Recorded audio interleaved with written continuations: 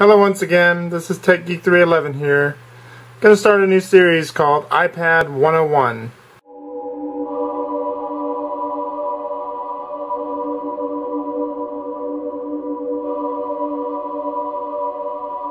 Alright, in today's series we're going to cover iPad 101 and we're going to cover the settings, which would be right here. The iPad settings and the iPhone, the iPod Touch settings are basically about the same. There's pretty much going to be maybe 2-3 differences that you're going to find. The first difference we're going to notice is going to be up here called cellular data. And this one's because this iPad 2 covers Wi-Fi and cellular data. So the main thing that's going to be different is if you go to view account, this you won't get in an iPod Touch. This is only going to be in the iPads. And as you can see, it gives you the AT&T logo and it tells you if you want to set the account, add to an existing, or transfer services from another iPad. So that is one feature that's different. Second feature that's going to be different is going to be over here under brightness and wallpaper. You're going to get this thing called picture frame. This is if you want to turn your iPad into one of those digital picture frames. You're not going to get that on an iPod Touch. You're not going to get it on an iPhone.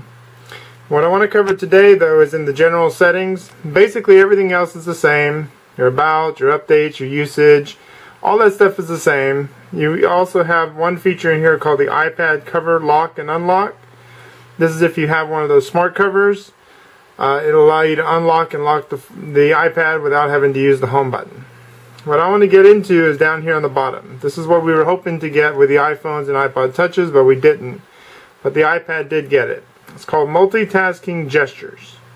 And this requires you to use 4 or 5 fingers, allows you to pinch to go to the home screen, swipe up to reveal the multitasking bar, and swipe left between your apps. So if I want to get out of this screen and I want to go back to my home screen, I just grab the screen and shrink it. And that's it. I want to go back to my multitasking, I grab the screen with 4 fingers and lift up. From here, I can click on any one of the apps that I want. So let's go back into the settings. We can swipe up again. Let's go into the clock. Swipe up again. Go into the reminders. Swipe up again.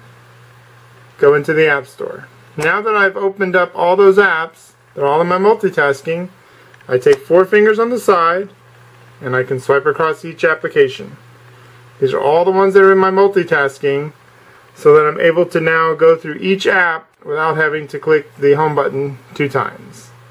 That's a nice feature. I wish they would have added this to the iPhones and the iPod Touches, but unfortunately only the iPad 2 and later models got the multitasking gestures. Maybe we'll see it in the future. Pretty much everything else is the same. You do have FaceTime, the same as you have on your iPod Touches. And all the rest of your settings is about the same. So those 3 were the main ones that the iPad has that I wanted to give you guys an idea of how they work today.